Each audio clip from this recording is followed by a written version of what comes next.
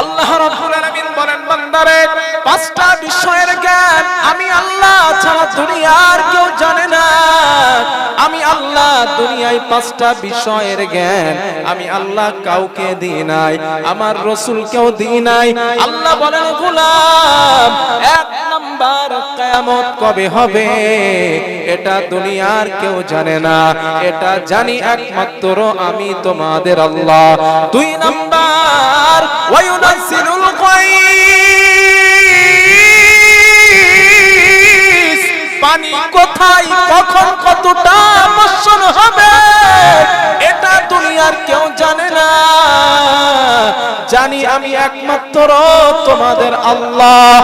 তিন নাম্বার, ওয়ায়ালামু মা ফিল আরহাম, সন্তান মায়ের রেহামে গর্ভের মধ্যে ভালো হবে না মন্দ হবে এটা দুনিয়ার কেউ জানে না, জানি একমাত্র আমি তোমাদের আল্লাহ। চার নাম্বার, ওয়ামা তাদরি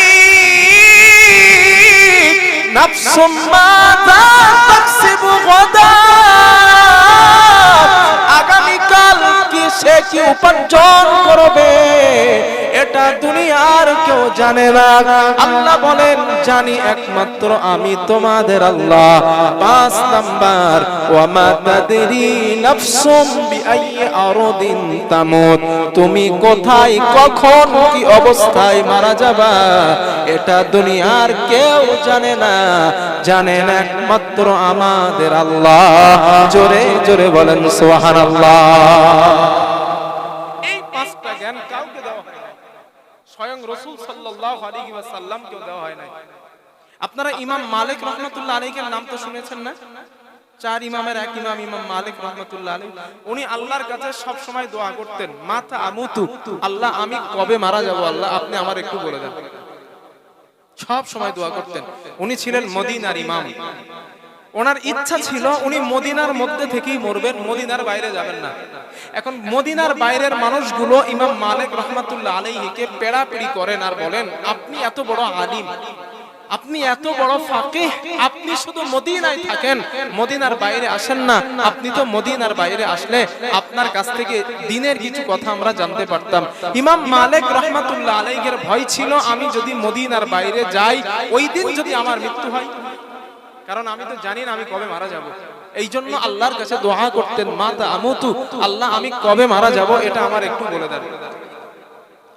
ইমাম মালিক রাহমাতুল্লাহ আলাইহি এই দোয়া করেন। হঠাৎ একদিন রাতের বেলা রাআহু ফিল মানাম রাসূলুল্লাহ সাল্লাল্লাহু আলাইহি ওয়াসাল্লাম, একদিন রাতের বেলা ইমাম মালিক রাহমাতুল্লাহ আলাইহির সঙ্গে আর আল্লাহর নবীর সঙ্গে স্বপ্নে দিদার নসিব হয়ে যায়।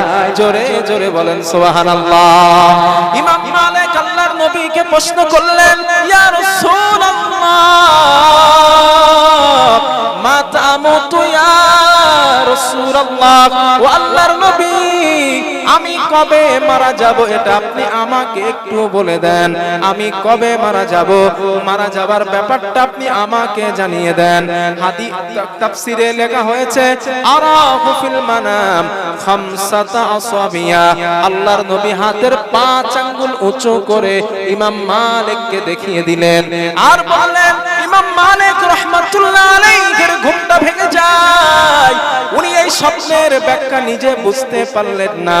ওনার জামানায় স্বপ্নের বড় তাবির কারক বেঁচে ছিলেন আল্লামা শিরিনি রাহমাতুল্লাহ আলাইহি। উনি ওনার শাগিরদকে বললেন, যাও আল্লামা শিরিনিকে জিজ্ঞাসা করবা এই স্বপ্নের ব্যাখ্যাটা কি হবে।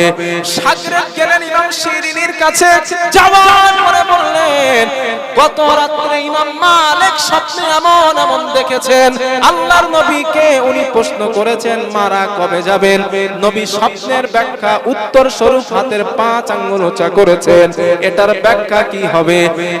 আল্লামা শিরিনি রাহমাতুল্লাহ আলাইহিকে বললেন, যাও ইমাম মালিককে বলে দিবা আল্লাহর নবী হাতের 5 আঙ্গুল উঁচু করার অর্থ হলো আমি নবী পাঁচটা বিষয়ের জ্ঞান দুনিয়ার কোন মানুষকে আল্লাহ দেন নাই, আমি নবীকেও দেওয়া হয় নাই।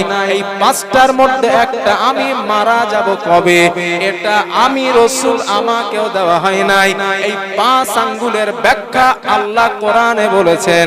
এক নাম্বার, কিয়ামত কবে হবে আমি নবীও জানি না। দুই নাম্বার, পানি কোথায় কখন বর্ষণ হবে এই জ্ঞান আমি নবীকেও দেওয়া হয় নাই। তিন নাম্বার, মায়ের রেহামে সন্তান কেমন হবে এটা আমি নবীকেও দেওয়া হয় নাই।